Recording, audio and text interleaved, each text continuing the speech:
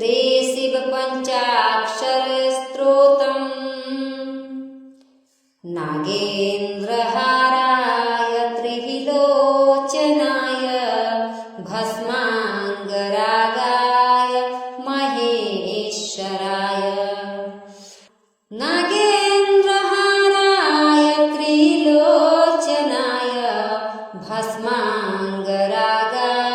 महेश्वराय नित्याय सुददाय दिगंबराय तस्मै नकाराय नमः शिवाय नित्याय सुददाय दिगंबराय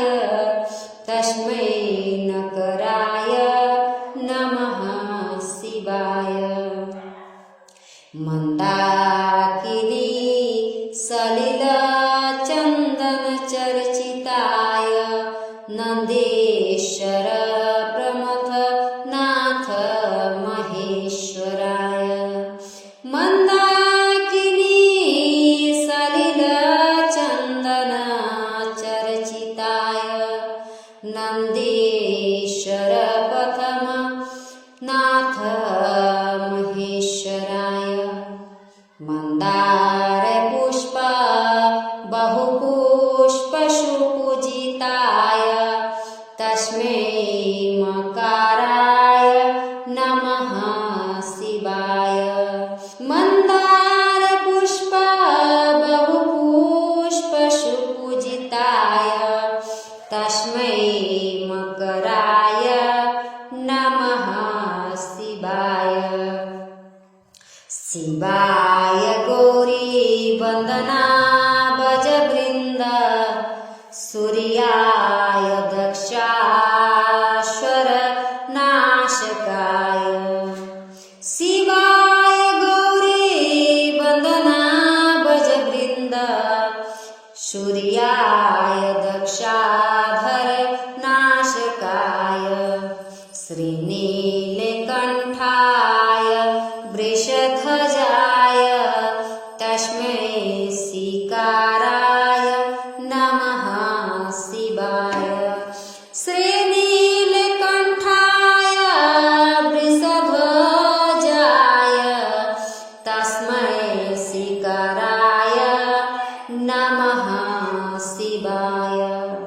वसिष्ठ कुम्भोद्भवगोतमार्य मुनीन्द्रदेवा रचित शिखराय वसिष्ठ कुम्भोद्भवगोतमार्य मुनीन्द्रदेवा रचित शिखराय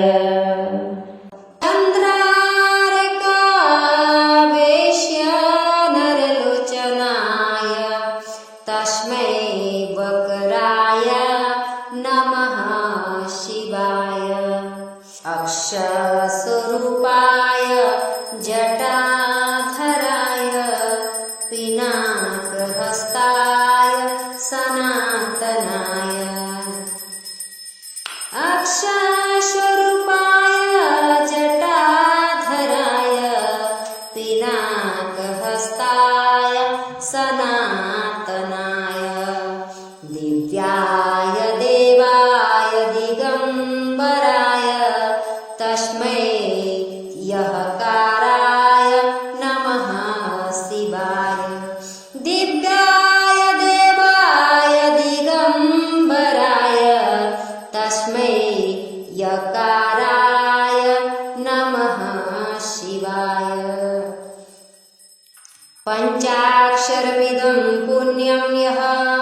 पठेत् जीवन् सन्निधौ शिवलोकमवाप्नोति शिवेन सह मोदते इति शिवपञ्चाक्षरस्तोत्रं सम्पूर्णम् शिवपञ्चाक्षरस्तोत्रं समर्पयामि।